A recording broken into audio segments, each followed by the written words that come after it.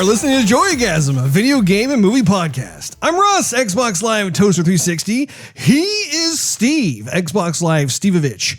And we both pity the fool on episode 218 today, April 1st, 2021. We're going to be catching up with each other like we always do. Getting caught up? Getting caught up. That's right. Before we go into our topic of the day, which is the WandaVision review, which you can fast forward to if you look at the timestamps located in your podcast provider or YouTube platform detailed section down below. Steve? It's been a minute. It has been a little bit of a 60-second. We have some updated digs, which is exciting. Yeah, we do. Computer. Don't know what it is. Never had one on the show before. Computational device. It's the new cat's meow. Gotta learn the old QWERTY. I felt bad for you having to look everything up on your phone. Yeah. So I thought I would get you a bigger screen. Okay. Of course, if you'd rather use your phone instead, you can do so. You will not hurt my feelings. You're like, look it up? Yeah. Oh, wait a minute. I got this over here. And you may have to just because, I mean, it just depends on how that computer is feeling like cooperating or not on any given day. So keep that phone handy, Steve. Keep it handy. I will keep it close to my heart. Close and personal. It is already just about the end of this week. I'm curious to know what is new in the land of Steve-ola. Wow. Mm-hmm. Well, Russ, I watched a couple things. Actually, you know what I did too? What did this you do? Was a mistake, but it actually turned out kind of cool. Was it a happy mistake? Yeah. Mm-hmm. So I forgot what night this was. This was probably last week sometime. Last week. Because I mean, like last week we didn't catch up with each other. We were doing the movie, the movie review. Say the name, Steve. You said it so well last time. Justice League. No. Zack Snyder. No. It's who Snyder. Oh, Snyder. Yeah. Zack Snyder. You said it with purpose. It caught me off guard in a very good way when we were reviewing it. Which, by the way, we both highly recommend. If you haven't seen that episode, which was the previous one. It's long. It's long and epic. Just like the film itself. Just like you. Ooh, thank you. Long and epic.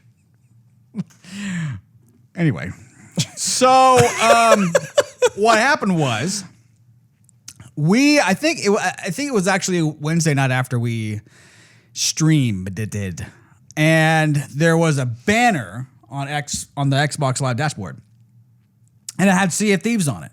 And I thought it was just like a post that said like, oh, here's something new. So I clicked on it and it launched the game. So I thought, well, I'm already this far. Might as well just, play it a little bit.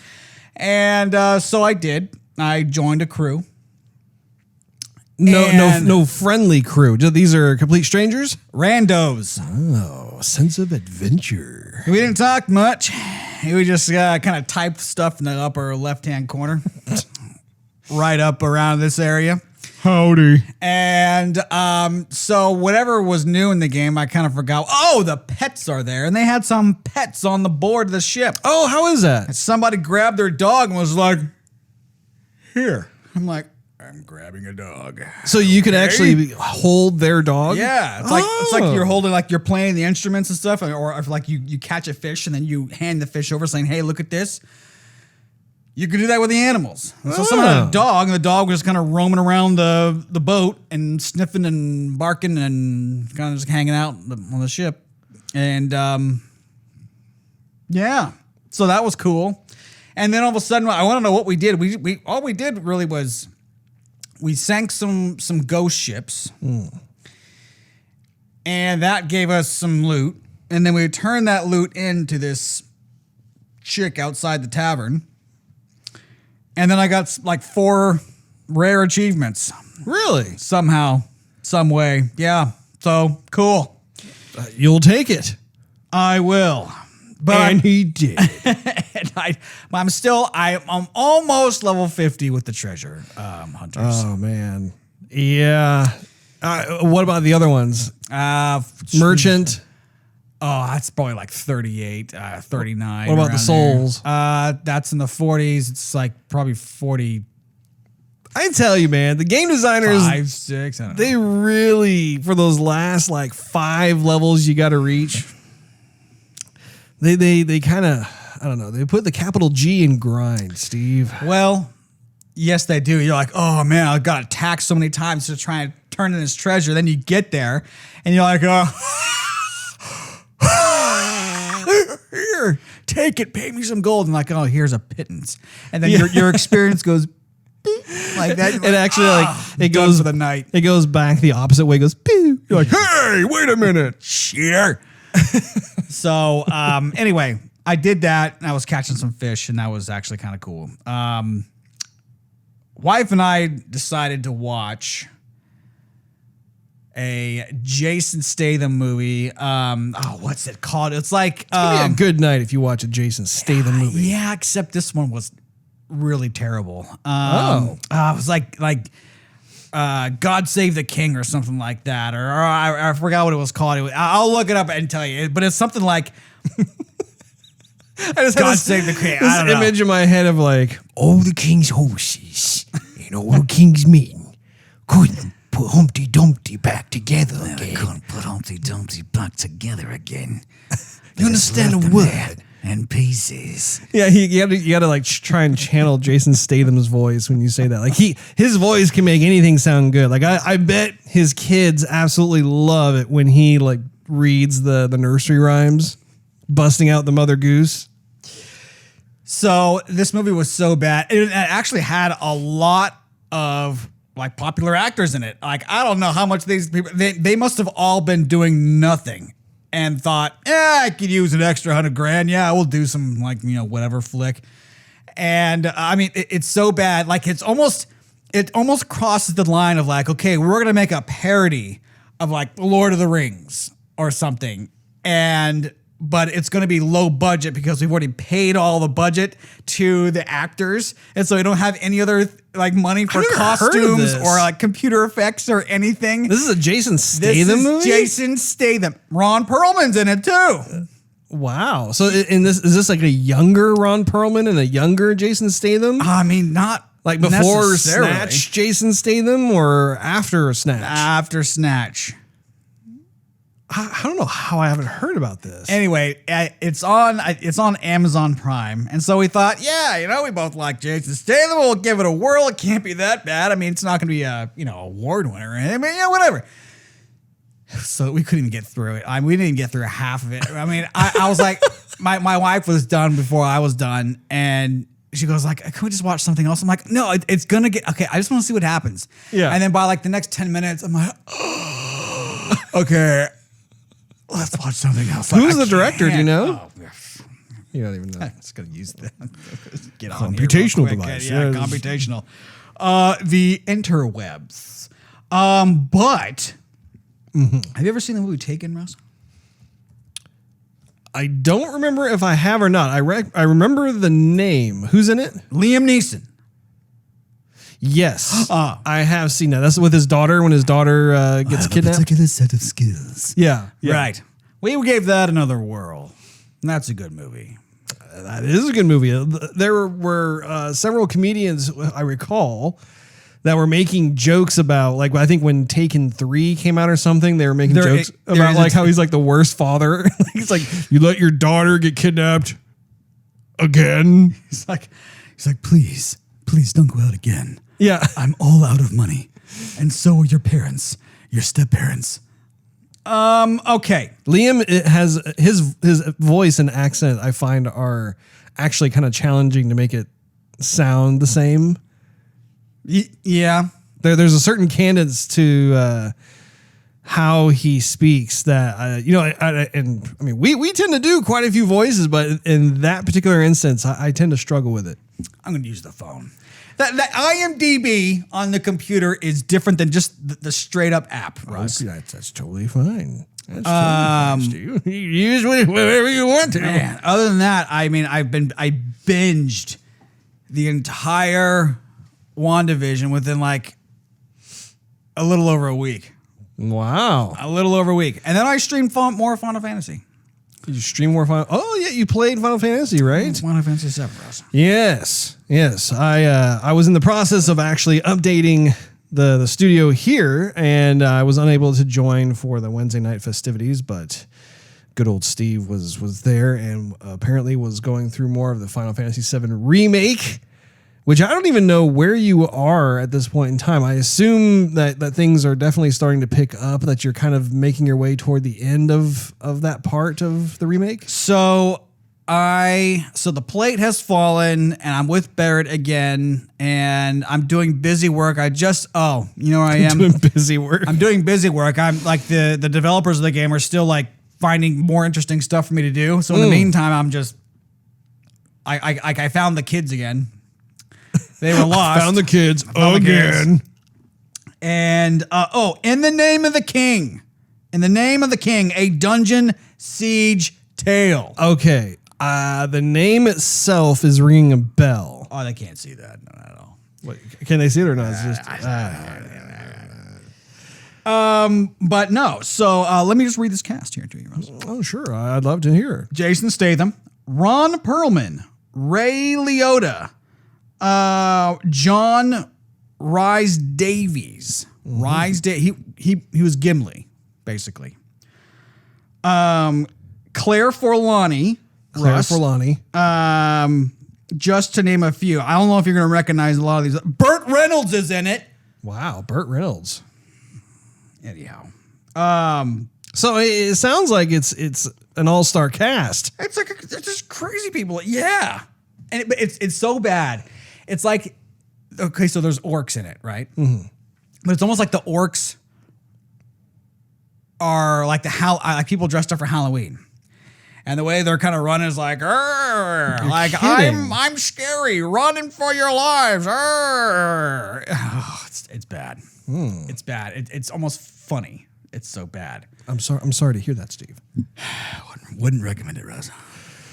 Well, anything else? No. Well, let me think here. I had some stuff written down. I ended up watching Zack Snyder's Justice League movie again. Why? Do I even need to respond to that? I will regardless. So has it been 12 hours of Zack Snydery? It has, Steve. It has. It's been 12 hours of Justice League glory. Glory. 12 hours of Batfleck. I also watched the first episode of Falcon and the Winter Soldier on Disney Plus. Yeah, I haven't done that yet. This one, the jury is still out for me. I think it's interesting how they are exploring more of the personal lives of both protagonists in this, both, literally the Falcon and the Winter Soldier. Oh, they're in it too? They are indeed. And some of the things that they're exploring, I anticipated them to start to look into, that sort of thing. And other parts of it, I didn't. So, like I said, I think I need to see some more episodes in it. It has not immediately hooked me, but just because it is Falcon and Winter Soldier, I want to see more. So, sure. I've got to check it out. I know episode 2 is already out. I think episode 3 is going to drop either... Well, it may have already dropped today, or maybe it will tomorrow. I'm not exactly sure, but I'll keep at it, Steve. I'll keep at it and see what happens with that. I have to do that one pretty soon. Give our initial impressions at least. Indeed. I saw a movie poster, by the way, for the latest Guy Ritchie film. Oh. Yeah, I think I saw the same one, but I forgot what it's called. The Wrath of Man. Right. And I haven't seen any kind of trailer yet, but we are both very big fans of Guy Ritchie as a director. And to see this, even just seeing a teaser poster, it got me all excited and whatnot. I'm very much looking forward to it. And it reminded me actually of the previous film that he made that we both really enjoyed quite a bit. And it had a little bit of that Snatch quality to it.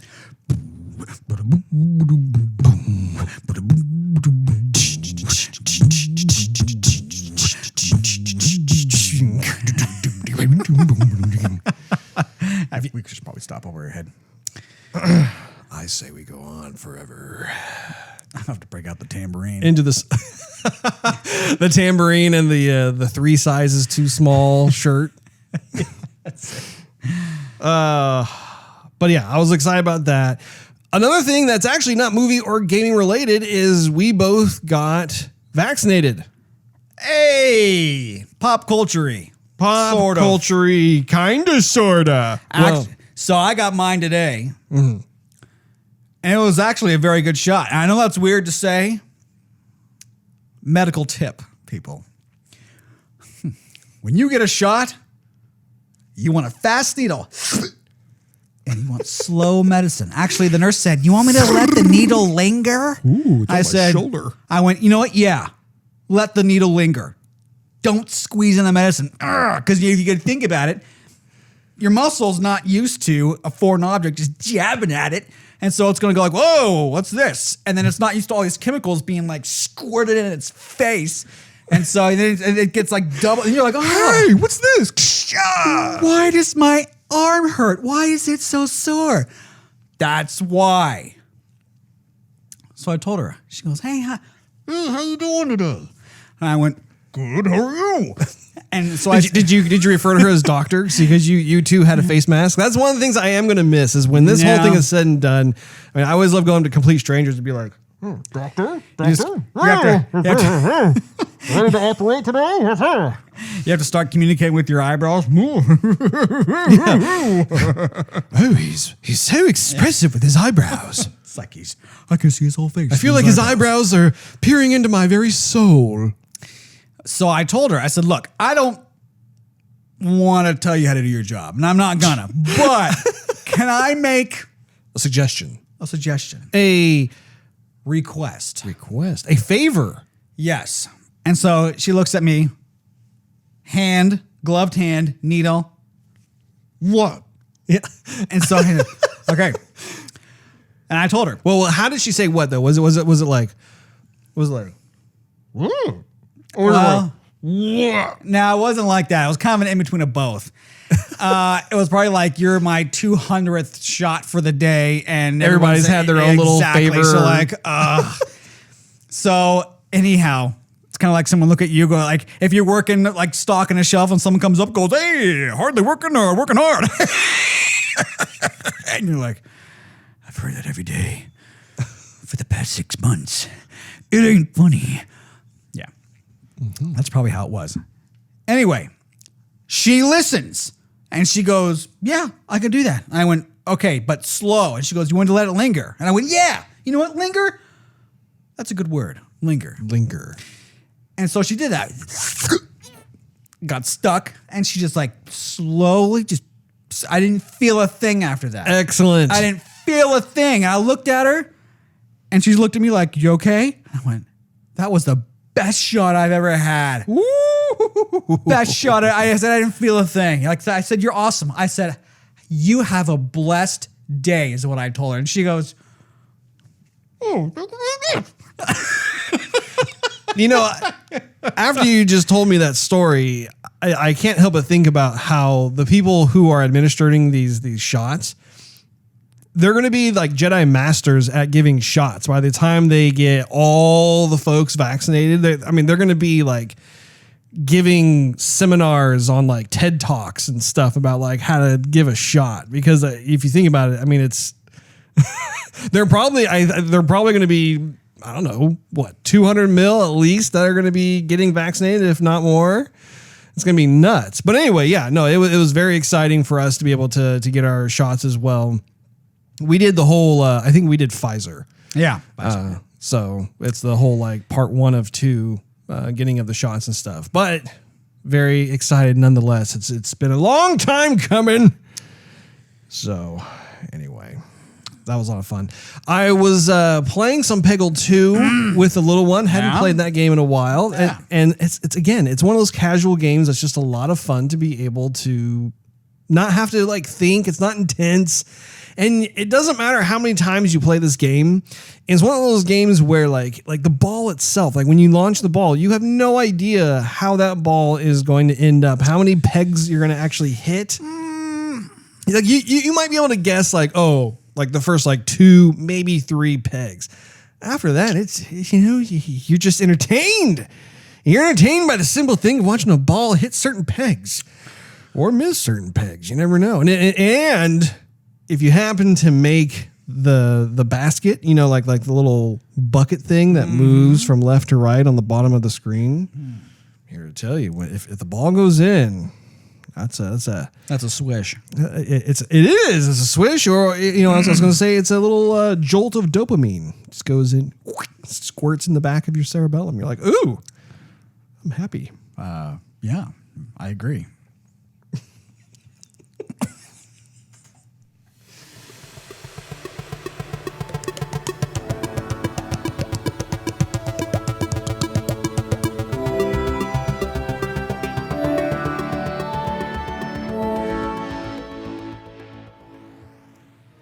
Well, buckle up, Buttercup, for it's time for the topic of the day.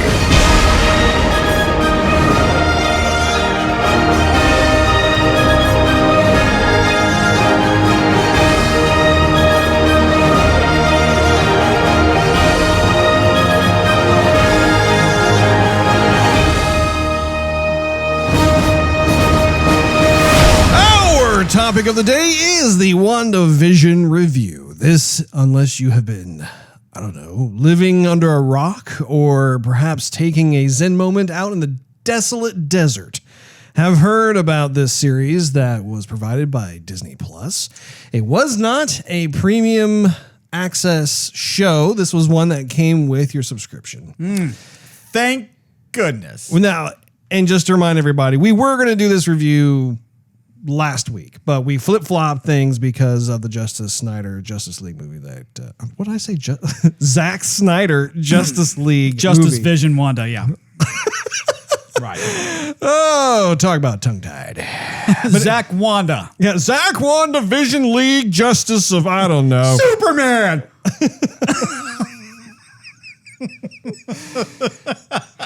Anyway. Oh, man. So here we are. Kind of came out. Here we are. WandaVision. You ended up binge watching the entire thing? Yes. In one sitting, or did you break it up over a few days? Few days, Russ. I have to sleep at some point. No, you don't. Sleep is overrated. Well, it sounded good anyway.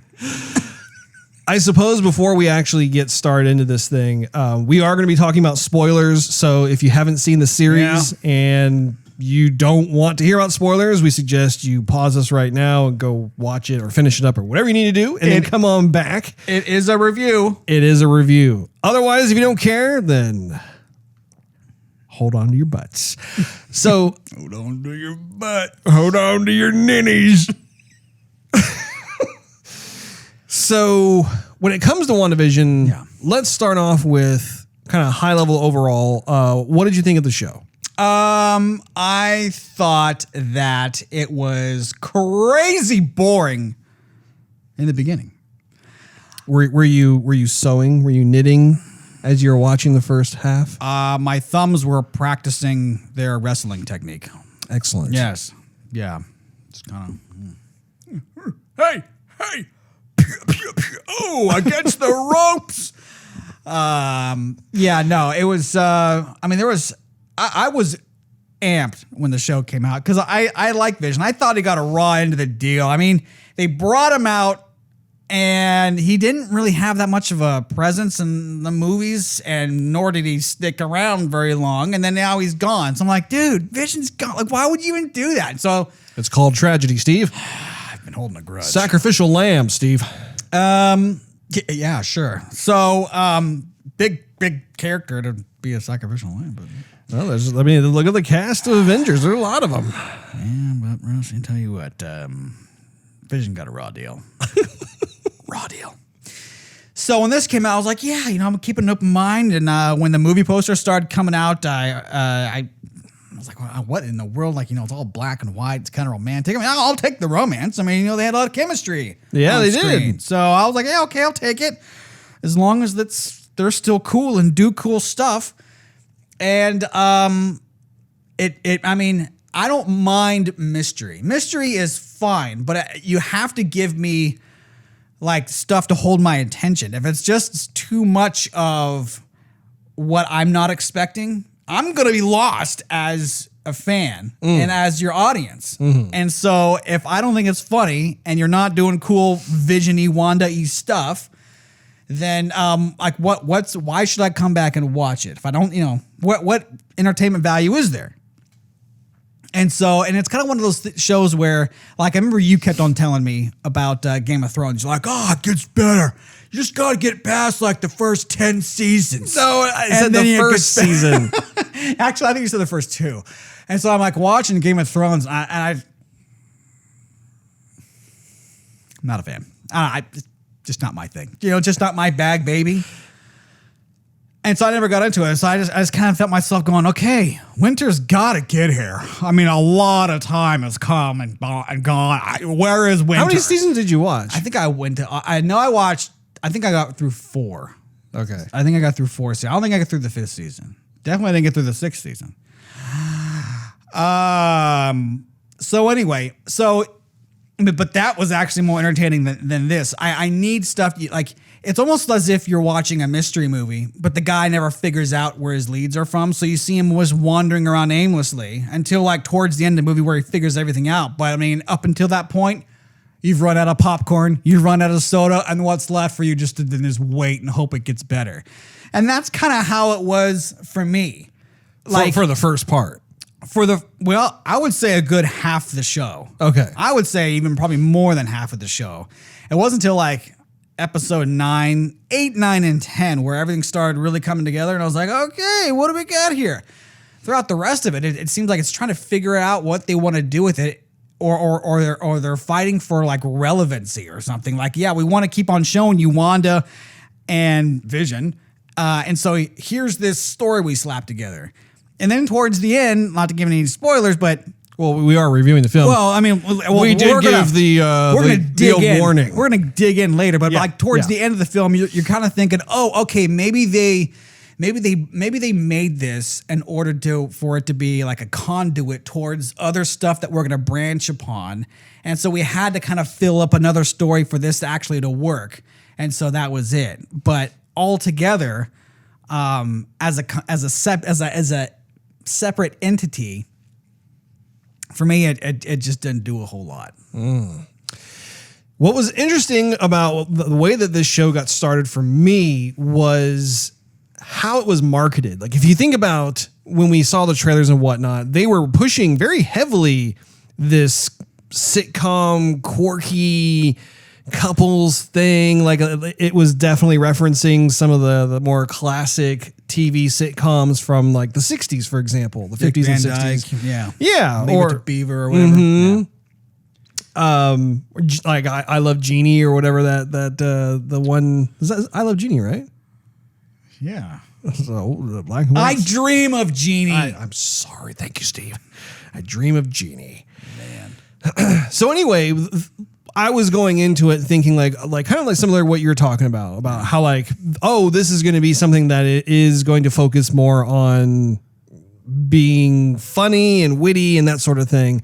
And instead what we got was, it was more charming. It was more like paying homage to these various like kind of trends that happened in television over the decades. Like if you think about it, at least, I can't remember if it was like the first like 5 or maybe 6 episodes in particular. It was like they started out in, I want to say like the 40s or 50s. And then I think it was the 50s. And then the second episode was the 60s. Third episode was the 70s. The fourth episode was the 80s. And then the fifth episode was the 90s, which was funny because the 90s one totally reminded me of Malcolm in the Middle. I don't know if you ever watched that TV show. I watched a few episodes.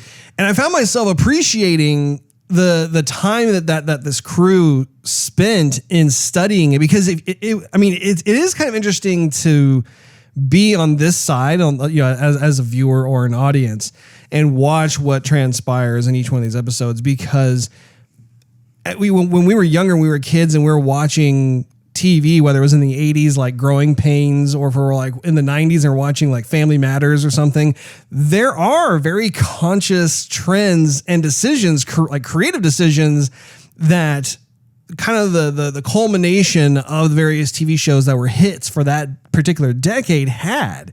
And so I found myself kind of getting this feeling of nostalgia because I was like, oh wow, yeah, there are like these creative decisions that are being made that for the time was like kind of the in thing. It was like the popular thing to do. And what I found was interesting too about WandaVision was how that was the wrapper, right? That was the wrapper for what was underlying, right? Like what was coming underneath. And so I initially was like you, where like I didn't understand what was going on. I didn't understand like how I'm supposed to be interpreting this. Like, is it supposed to be just this really off the wall, quirky, charming exploration, almost like a creative exploration? And that was kind of where I was during the first few episodes. And I mean, to be honest, I mean, I was kind of lost. However, like as time went on and we started to see more of what transpired throughout the subsequent episodes, and especially toward the end, like to your point, during episodes, I would even say 7, 8, 9, 10, that was where it was like, oh wow, okay, all of this stuff makes sense now. This all connects. So I think the big thing is that like overall for me, like I actually at the end of the whole thing, I enjoyed it. I thought it was fun. I didn't think it was like necessarily like some sort of big epic experience, but I did end up actually like walking away being satisfied. I was like, okay, they were able to connect the dots in such a way where, yeah, it started out kind of weak for me because I didn't know where they were going with it, and they didn't drop enough hints up front to really understand what was going down. But then by the end of it, I was like, okay, all right, cool. That was neat. Yeah, I almost gave up on the show, honestly, because after episode 2, I thought, man, there's more interesting stuff to watch. I'll finish this series at some point. And they're like, yeah, we're going to review it. I'm like, yeah, I guess so. Huh? Well, let's fast forward time a little bit. I got to watch it. But I mean, yeah, after episode 2, I was about to ready to put it on the back burner. But you said it improved though for you as time went on. Well, I mean, there's 9 episodes. I mean, I had to get through 3, 4, 5, 6, 7 before I'm like, let's go. They give me something more. And then I think they thought that maybe everything was revealed a lot sooner, or that everybody would catch on once that you got outside of like the sitcom, force field hostage town in a way. And to me, it just didn't really go anywhere. I mean, you recognize some people from like Thor and Ant-Man and the Wasp, and like brought in some other extra characters, and I'm like, okay, that's cool, but it really just still didn't go anywhere. I mean, it wasn't till like Vision was trying to escape, and he thought like the joke's on him, and at that point, I'm like, is Wanda a villain now? I mean, she seems like a villain. We're made to believe she's a villain, and that towards the end, it's like, no, she's not as villainy as you would think. She's still a good guy. She just took a whole town hostage, and I guess, locked some kids in a room for no apparent reason, and, the whole town thinks she's terrible. So maybe she has some just evil quirks. I don't know. But at the end, I don't know. I just felt juggled. For me, what I thought was really brilliant about the show was that this was an exploration of Wanda's grief. So when we go back to Avengers Infinity War and we see how she's the one who has actually had to kill off Vision, who she loves, and then also witnesses when Thanos reverses time and kills him again. I think that was an extremely traumatic experience for her. But more so than that, like if you rewind the clock back to, you think back to when they were first introduced, both Wanda and her brother, she also witnesses her brother get killed at that point in time. And then if you rewind the clock back even more so, like as we see in this particular TV show, we actually kind of get a visual as to how her parents died as well. So she's been experiencing a tremendous amount of loss throughout her life. And not only that, but then also she was the subject of some sort of evil entity corporation that was taking advantage of her skill set. And she was just so numb and gone at that point in time that she, in her mind, she was just thinking anything she can do to try and do her part, basically. But she was blind to like what this institution was after. So I think that there's been a lot of suppression when it comes to her character over her entire life, really. Like she's had to really swallow a lot of horrible tragedies that have gone on. And I think what was interesting about this particular show was like at the end of Endgame, we really don't get to see or find out about like how Wanda's doing post Endgame, right? Like she comes back and she's able to beat on Thanos along with all the other Avengers. They have their big crescendo glory moment. But then afterwards, it's like, well, okay, well, then what is some of the issues that still need to be sorted out? And so I thought that was one of the big aha moments for this particular show was looking at, like, for instance, like all of the different sitcom styles, right, that we got to watch. Well, we learned that's not just a wrapper for the TV show where people can have nostalgia like myself. We come to find out that actually these are based off of various TV shows that she loved as a little girl. So suddenly there's a connection that interweaves all this stuff together, and it's no longer throwaway, right? It's not like they wanted to have some sort of cheap trick to try and squeeze in as many episodes as they possibly could and make this thing last as long as they could. It was like, no, actually, this was her coping mechanism. Like this was something that like she basically had hit a certain point where she no longer could deal with life because of the amount of tragedies that had stacked up. And I think it was more subconscious. Like, I don't think it was like, I think the Vision thing was more conscious level because she ended up fabricating and creating this alternate reality, right? It was like her safe space. It was like all of the things that she adored or loved or whatever, and she was able to conjure it up through this very much welled up sense of loss and grief. So that, I mean, when I started thinking about like that, and when the show started to really reveal what was behind the curtain, so to speak, that's when I was thinking, man, this is actually a really genius move. It's really cool to be able to like have a character study. In this case, it's Wanda, and I mean to a certain extent, it is Vision too.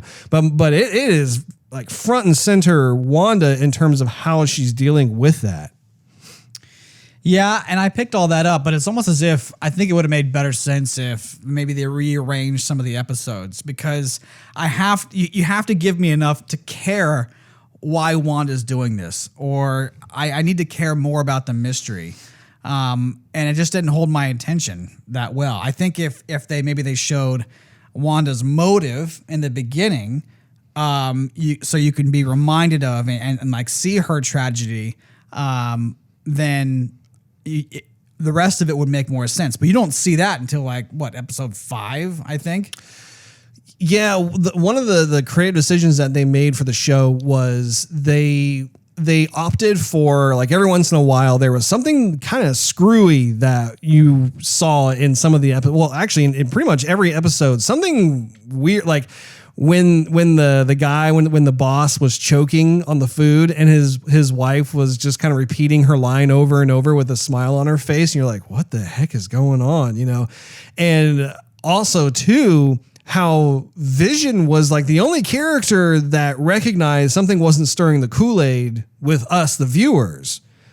And I think that actually worked because they were starting to, it was kind of like the Truman Show in a way, right? Where like certain kind of mess ups or whatever that were going on caused the audience to kind of go, okay, this is not the utopia that we were sold at the beginning. Like something is amiss, right? But I do agree with you in the sense that I think probably more thought should have been placed into, okay, how can we give the audience more of in terms of letting them in on what Wanda's state is emotionally, right? Psychologically speaking, that sort of thing. And I think it's been a little challenging in the sense that in the previous movies, we've seen how psychologically damaged or even emotionally damaged the character was, right? Like we, again, as a result of these tremendous tragedies in her life, then it caused to mess with her head, and rightfully so. I mean, you lose your entire family, you lose the love of your life, you almost get killed. You turn to dust, and then you get brought back. There's been a whole lot to process and digest for anyone who would actually go through that. But yeah, I think that if they were to have perhaps an additional clever way of not like spoon feeding us everything up front, but just to give little nudges where, like, if you were to look back on the entire season, you'd be like, oh yeah, they would have this thing connected to this and this, whatever. Because I agree. I think that by the time things really get rolling during the last 2 to 3 episodes, I found myself also thinking like, man, I wish that there was some way, I don't want all of the mysteries to be solved earlier than they were, but I definitely wanted to see some sort of like crumb trail. Right. Also, too, I watched both Wanda and Vision's little section for the Marvel Legends. Uh-huh.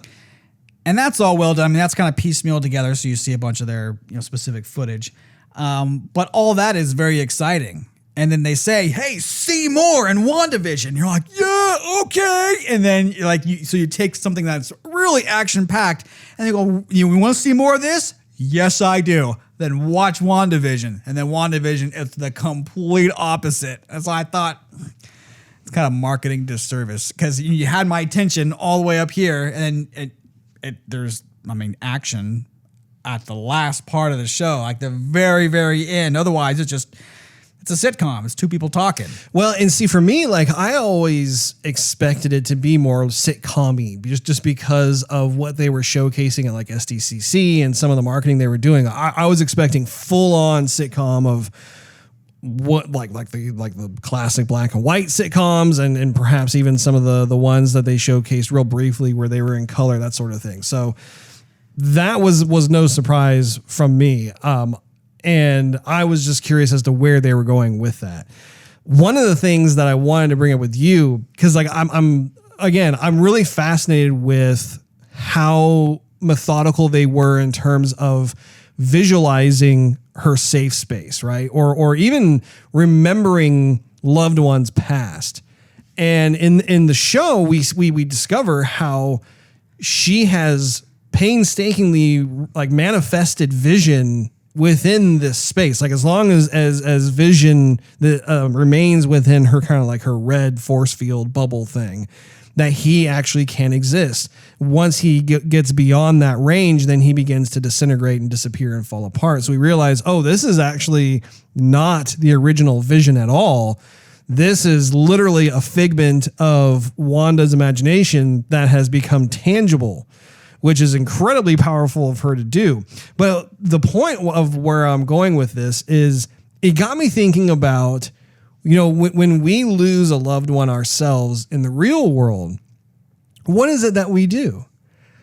We desperately cling to any type of thing that represents, right, any kind of memory that we may have. I remember when our grandmother passed a couple of years ago, one of the things that I immediately did was I downloaded and saved all of her voicemails that I had on my phone, right? Because that was literally the only way I could listen to her voice ever again, right? And again, that was the closest thing that I could do to remanifest her, so that if I listened to that on the phone, then suddenly it was almost as if she was alive again. Right. And I could just press call back, and be able to have a conversation with our grandmother. But the reality is that that's just not possible. Right.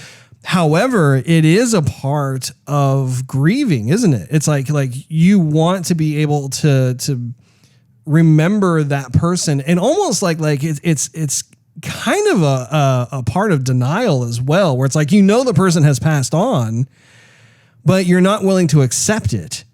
And so you're doing everything you possibly can.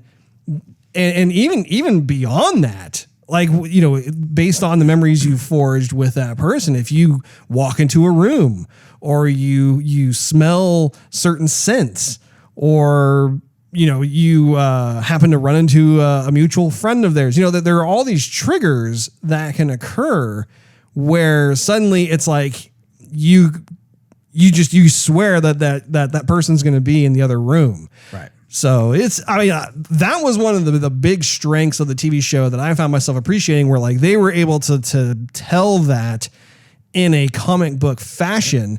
But it was really cool to like explore the idea of like, well, what if a superhero who has these supernatural abilities, if they're going through tremendous grief and loss, what is their coping mechanism? Right. And do they actually manipulate their superpowers as a result in order to try and, live some sort of fictitious lifestyle?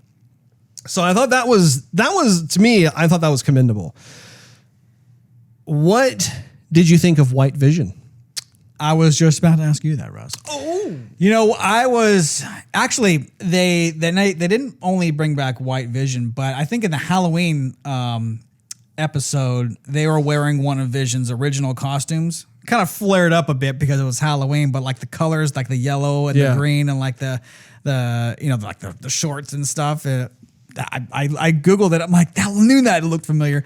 Anyway, White Vision was, that's one of the pieces that did it for me, because White Vision is the character that I played in the Avengers Arcade, and he wasn't, green and gold Vision. He was White Vision. Mm-hmm.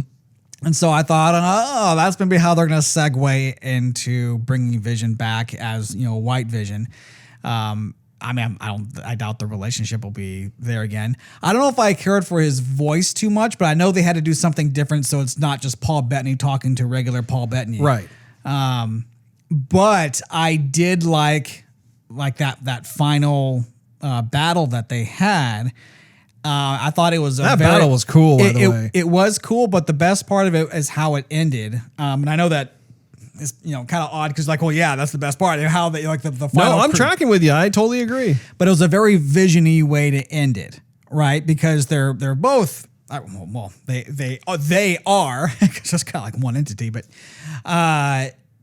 very, very intelligent. Yeah, and so they used reason and logic. It wasn't like there was evil Vision and good Vision. It was like the same vision of a mindset, but they both have a different mission. Right. And so once they both got in each other's heads and knew what each other knew about theory and logic and statistics and, whatever, whatnot, they got to basically, come to terms. Yeah. And figure out that they were both on the same side. I thought that's exactly how that should have ended, actually. And that was, I would go so far as to say that was a nugget of movie magic right there, was watching the two of them all of a sudden have like this parlay where then instead of going to fisticuffs, which again was super fun to watch two Visions go at it. Cause it was, it was really, really satisfying. You can tell that they kind of saved a little extra budget for that.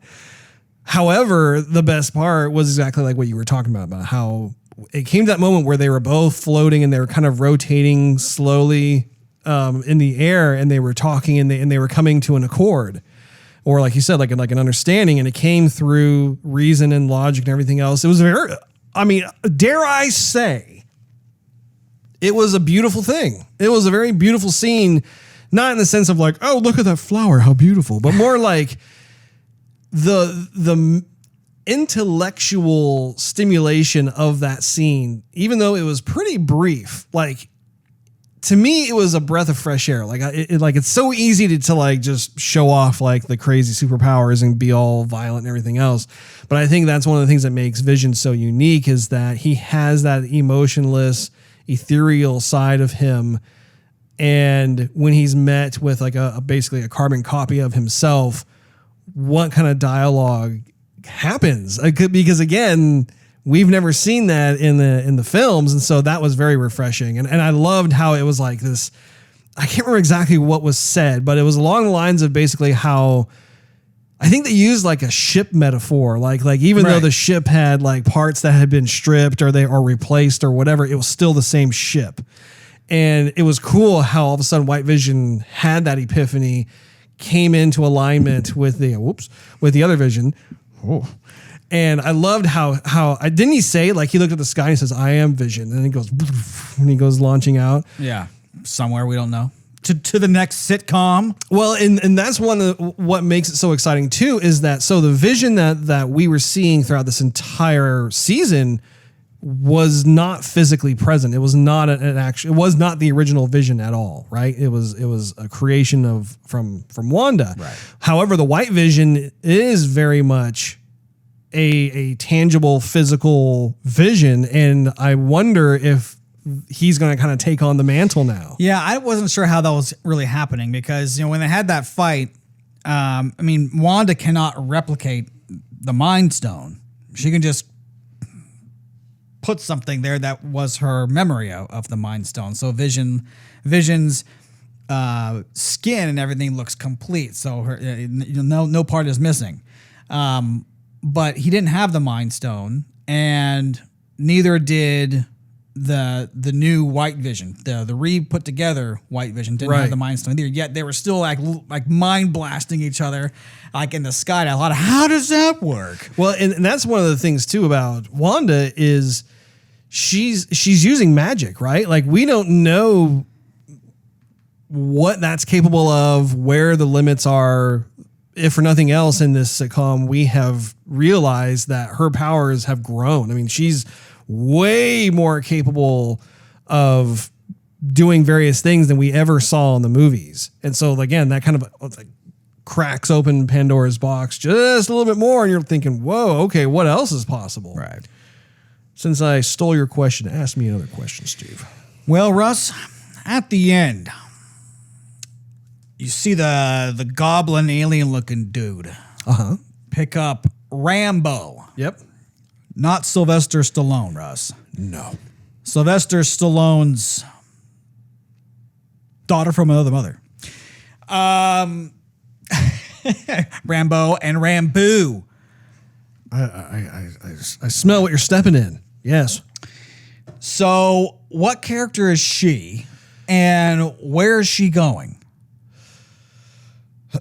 So I just finished the show, Russ, so I haven't done my homework on that bit yet. I believe she is the friend of Captain Marvel. I believe she was in the movie Captain Marvel. Was it her? I want to say that was her. I want to say that she was the one who was like the co-pilot of... She was either the co-pilot or she was another pilot, but she was buddies with Captain Marvel before she became Captain Marvel. That's what I thought. And after. But yeah, Monica Rambeau. Yeah, if I were to wager a guess, which is really not more of a guess, it's kind of more of like, that's what I think. Okay. So that's, yeah, there you go. going- Question but- answered. But what was the little green dude? Oh, well, again, so in Captain Marvel, the movie, You're right. Ah, boy. Look at that. Lashana Lynch and, Captain Rambo. You realize you saw that movie with me in the theater, Steve? Yeah, I did. She looked different in that movie, though. A little bit, yeah. Like, I didn't recognize her. I mean, I figured it might have been She was the same younger. Well, I don't know. She just looked like way different. Mm-hmm. Yeah. There you go. Anyway, and the aliens that you saw at the end of the sitcom are the same alien race that they were rescuing at the end of Captain Marvel, who were like they're the shapeshifters. I figured they were shapeshifters. But it wasn't just one, but like the whole species is capable of it. So it's like the dude who shapeshifted into Samuel L. Jackson at the end of Yes. what's that, Spider-Man? Yes. Spider-Man: Far From Home. So what's the but Rambo had glowing eyes, Okay. and now, she was able to slow down bullets. I think something happened when she forced her way through. Remember how she was forcing her way through Wanda's force field? Yeah. Yeah, which by the way, visual effects wise, actually was pretty sweet, I thought. But she was making her way through that, and I think something got activated or something. She was exposed to something, and I think that's what caused her to all of a sudden have some sort of Rash. sweet superpowers. Yes, indeed. Very Neo from Matrix in a way, slowing down bullets. Ooh. Ain't gonna kill me this time. I have a feeling you do that every time you get out of the shower. Every other time. With all the steam billowing out. Yeah. And you turn on a little strobe light over in the corner real quick. For dramatic effect. I just started going, Your wife's like, well, he did. yeah, I'm Neo, babe. And there is no spoon. Gosh. There is no towel.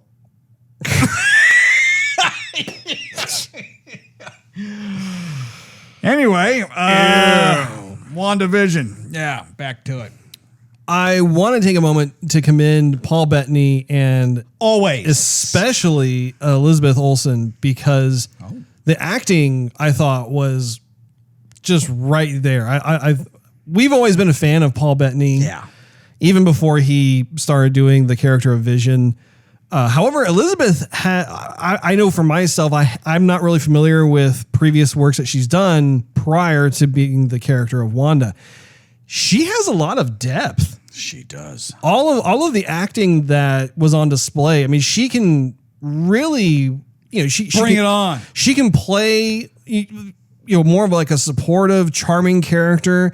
She can also, especially when it comes to like anger or sadness or grief, like there is a lot of authentic representation there. Like I mean, when my wife and I were watching the show, that was one of the things that we were commenting on a number of occasions, especially as we got toward the end of the season, where it's very palpable. Even when you think of like Avengers: Infinity War, we have to get some updated pop filters so we're not blowing out everybody's eardrums every time we do a letter P or whatever. Anyway, don't shortchange what I'm saying, Steve.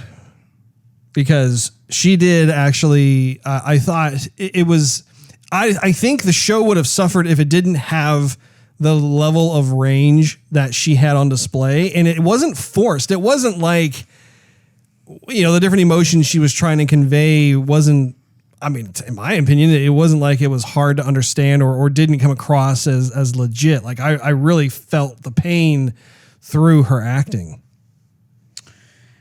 I felt more of Paul Bettany. So I know what you're saying. I know exactly what you're saying. But Yeah. I felt it more with Paul Bettany than I did with Elizabeth Olsen. I thought she acted better like in the beginning when like she's mixing with the crowd in like in the town, for example. And it almost seemed like she was in a sitcom, but she wasn't naturally cast for the sitcom. She was just trying to act like she was fitting in the sitcom. Acting as if she was acting in a sense. And I thought that was cool. I just really felt Paul Bettany bring it there towards the end, especially when he was saying goodbye. I mean, they both have a lot of chemistry, and but towards the end when they're wrapping everything up, and he has a way of like just looking into her soul through her eyes and like just holding her face and stuff as he's saying these sweet, romantic, endearing words to her, and he just brought it home for me. Well, and the chemistry between the two of them is still there. I mean, it's like every time that we see them together, there is just this very effortless chemistry that exudes.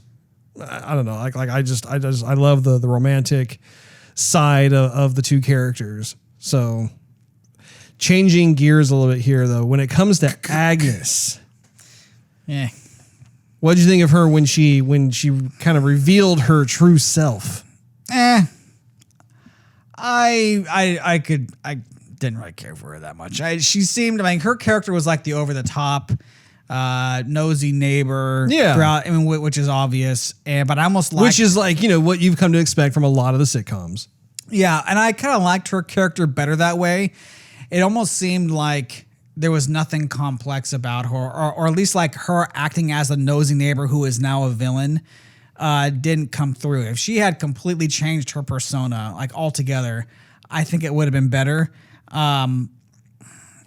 I mean, her character was different, yes, but she still was like that nosy neighbor, and now I'm a witch sort of thing, and that just didn't work for me. I would like something completely different once that reveal was there.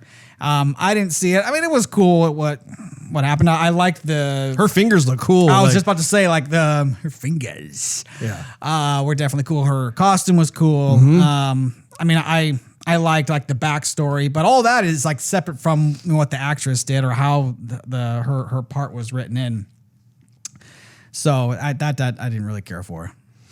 I thought it was fun to be able to see her be the nosy neighbor type, right? Like the best friend or the nosy neighbor throughout all the different sitcom decades.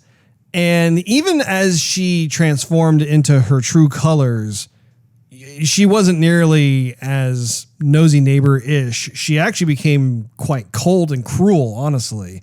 I thought some of the things that she was doing was messed up, like forcing Wanda to go. Well, now that I'm talking about it, it's weird because it's like on the one hand, it's really cruel of her to have forced Wanda to go through all these very awful memories, right? But at the same time, it was therapeutic in its own way that obviously I don't think she intended Wanda to have, but it was almost like in a weird ironic turn, she suddenly, by facing all of these different things, it helped her kind of come to terms with them.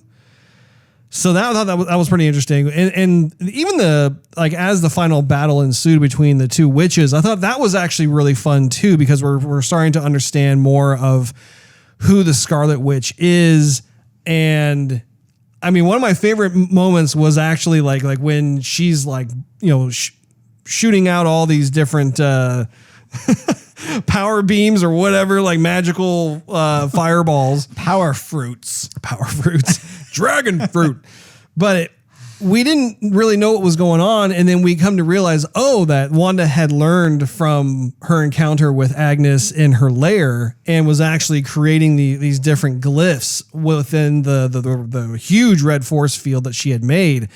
Again, I thought that was another clever kind of twist. It was like, okay, well that I didn't see that coming. I didn't think that as far as I was concerned, I thought something else was going to transpire. Like, I don't know, who knows? But like at that point in time, we were seeing how Agnes's power was in the ability to be able to absorb the power of others, right? And so Wanda was really starting to spend a lot of her exertion and her powers. And as a result, like you see her hands start to wither away and you see her face getting more gaunt and that sort of thing. And I knew that like there had to be a way that she would get out of it, right?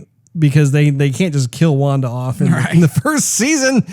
But at the same time, I didn't know how that was going to happen. Yeah, I figured that. I didn't know what the runes were the one unknown for me. I figured what was going to happen is eventually Wanda was going to have to shrink down the expansion of her force field, like whatever. And area of influence. That's a good way to put it. And I thought that she was going to basically box her in to this area of influence where she can control everything that happens in this box, like she was controlling everything that happened in the town. That's how I figured it was going to happen. So being that Wanda was in control of everything and they weren't in that little layer with the runes where she couldn't use any of her powers, I just thought, okay, well, Wanda's in control, and so she's going to fake her out thinking that she has it when she actually doesn't, and Wanda can make herself appear however she wants to appear anyway.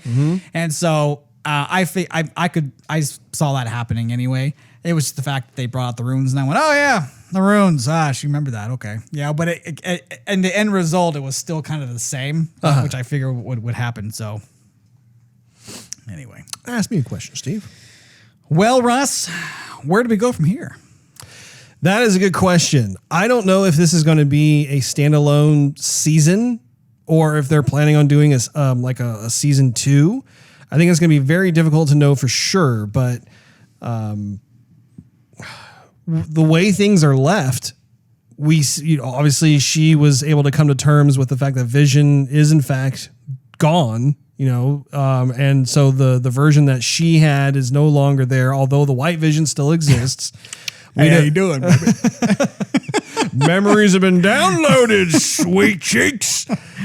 But yeah, like when it comes to how the season ended, if you recall, I mean, she kind of shut down the playhouse, so to speak, right? Like her imaginary home just kind of went away, and suddenly we realized, wow, like this, even the house like never existed. Like this was an empty lot, a foundation that could have been a house that perhaps she and Vision had planned to build at eventually. She and Vision envisioned. Exactly. We should have like a vision jar. Every time we say the word vision, we got to put a quarter in it. Thunk. So yeah, I have no idea. I think it's going to kind of depend on what the reception was of this show, and as a result, like, okay, well, how are we going to continue telling the story? Because yeah, what'd you guys think? I think that there are cliffhangers to it, but I do think due to the fact that they had White Vision in it, he blasts off. We don't know where he went, and she has now moved on. That does keep the door open. I kind of wish they left his eyes like all that kind of blue, webby kind of looking color. He looks really different that way. He shared at the end. They kind of shared the same eyes. What did you think of Wanda's new outfit at the end? Very true to the comic. Yeah. Yeah. I thought it looked pretty cool. It wasn't too comic booky. It was like the headdress part definitely was like from the comics, but in terms of the outfit itself, I thought it had enough there that was like, oh, that reminds me of the comic book, but it was underplayed a bit. I hope they don't go more with it, because she does. Well, I was gonna say she's definitely gonna stand out. Not like any of them just stand out, but it almost looks too like retro in a way, like you would expect. The final costume? Yeah, in a way. Like I did like how throughout the season, like we saw different kind of iterations, like when it was Halloween. Yeah. Yeah. Yeah. Well,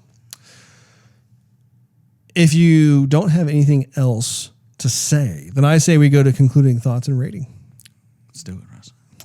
Go ahead, Steve.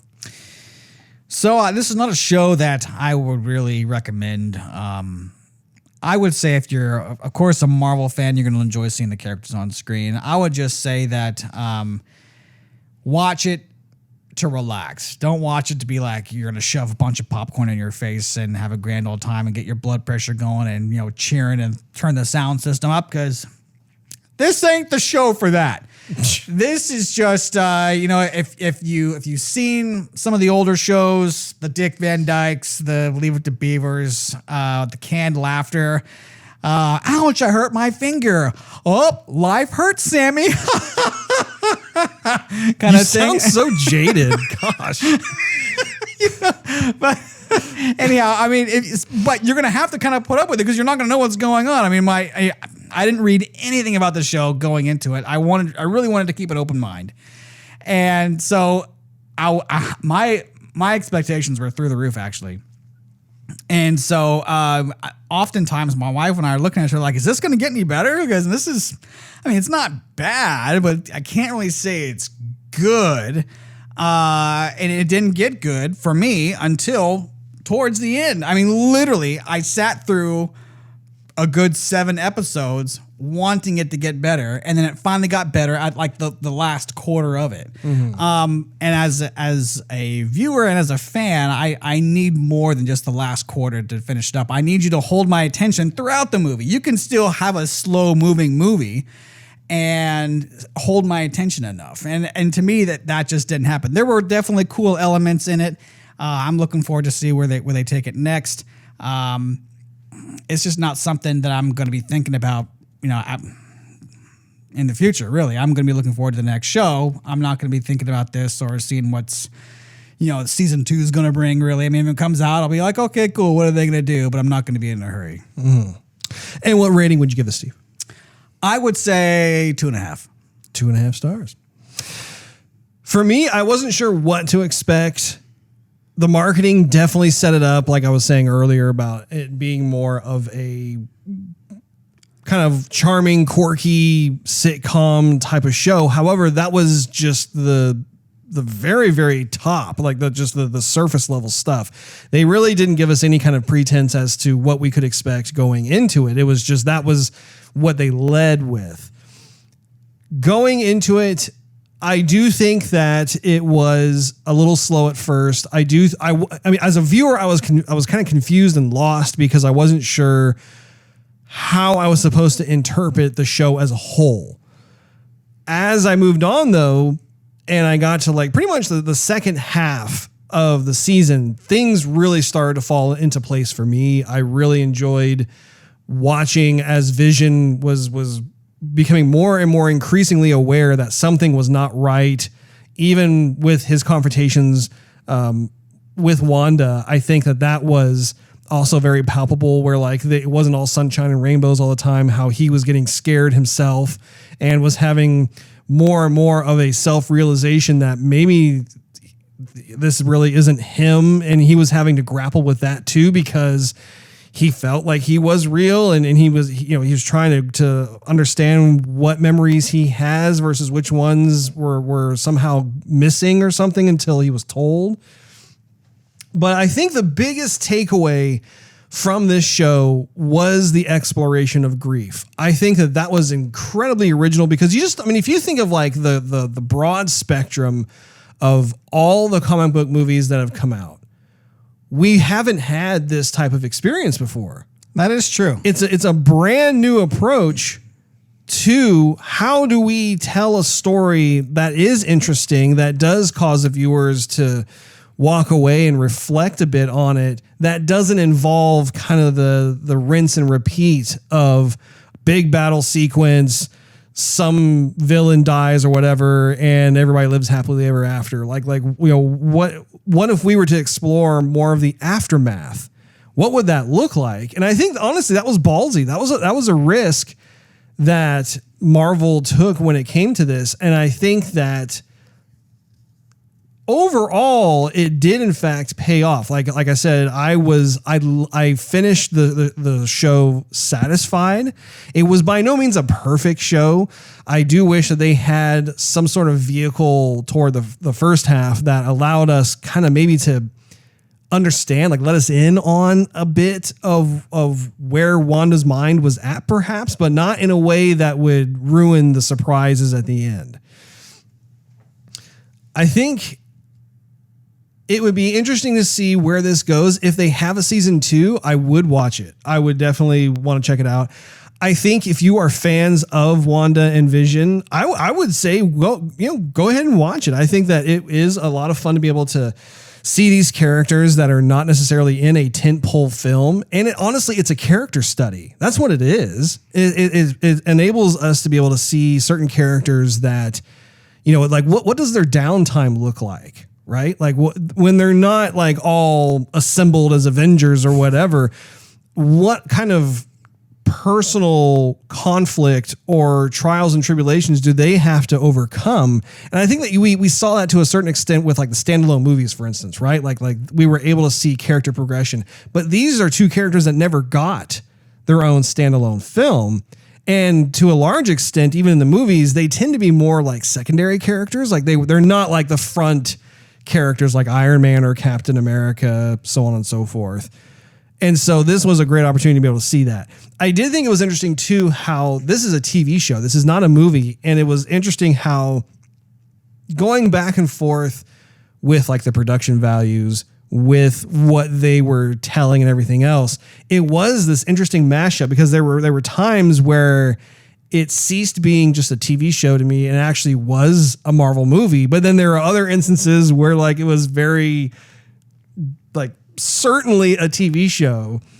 But I personally got a kick out of that, just because I think it's a promising step of things to come, where like, as more and more of these shows get made, I think you're going to start to see the blurring of the lines when it comes to movies versus TV. And especially with them intertwining and connecting everything between movies and TV, that's just going to make it even more fun to watch these shows in the future. But as it stands, I think I'm going to give WandaVision 3 stars. You're always more excited about stuff than I am. But it's like you project like, oh, I totally disagree. I think it was great. Da, da, da, da. I'm like, okay, well, here's my rating. Why? Half a star more than you. But it's like, like you and I are just... Delivery, Steve. It's all in the delivery. I guess. But no, I mean, like I said, like when it comes to a film like WandaVision, I think that there were certain things that needed to be addressed that weren't. And at the same time, too, like when it comes to like a TV show like this, like to me, it was more of, like I said, an experiment or a character study that explores a certain like little part. Like all they did was they plucked out this one moment from the Avengers Infinity War and Endgame movies and said, you know what? I bet we could extrapolate this out and like really look into like, okay, how would these characters, or in this case, really it's just one character, how would Wanda deal with this moving forward? And I think that's commendable, but it's not something that's like on this huge epic scale that would warrant a higher rating, in my opinion. But it was, I mean, to me, like I said, like the second half is like, oh, this is enjoyable. I'm getting a kick out of it. That wraps up this episode of Joygasm. Thanks for hanging out with us. If you enjoyed this episode, we invite you to check out patreon.com/Joygasm. You'll get early access and exclusive perks that are directly connected to this show. You can consider becoming a monthly contributor if you'd like, and that will financially... Only if you want to. Only if you want. Only if you so desire, you know? You get... Oh, well... Go back. You totally T-boned my whole thing. Thanks a lot. Starting to get really good at that. Anyway, I was going to say, not to mention it helps us continue doing what we love to do right in this space here. Also, you can follow us on social media and YouTube. Just do a search for Joygasm TV. Also, you can follow us on Twitch to watch us stream our games live every Wednesday night at 9:30 p.m. Central Time. We will look forward to hanging out with you next week.